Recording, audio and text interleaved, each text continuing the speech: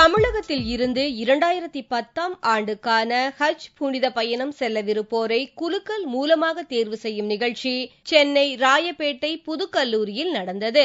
இவர்கள் அக்டோபர் மாதம் பயணம் செய்ய இருப்பதாகவும் மருத்துவம், தங்கும் வசதி உள்ளிட்ட செலவுகளுக்காக 23,50,000 ரூபாயை அரசு ஒதுக்கி இருப்பதாகவும் தமிழ்நாடு மாநில ஹஜ் குழு தெரிவித்துள்ளது.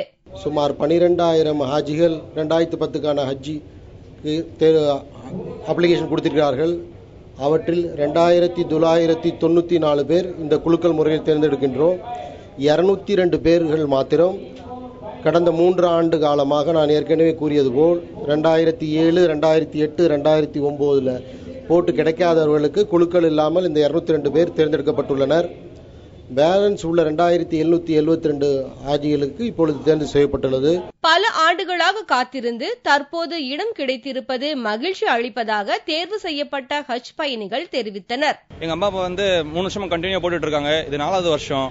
இந்த வாட்டி ரிசர்வ்டு கோட்டா இருக்கிறதுனால எங்க அம்மா அப்பா கிடைச்சிருக்கு. இதனால ரொம்ப சந்தோஷமா இருக்கு.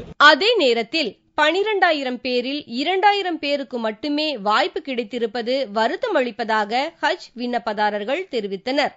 இது கம்மியா இருக்குது இந்த வருஷம். அடுத்த வருஷம் இன்னும் கொஞ்சம் அதிகமா கொடுத்தாங்கன்னா இன்னும் நல்லா இருக்கும் எங்களுக்கு.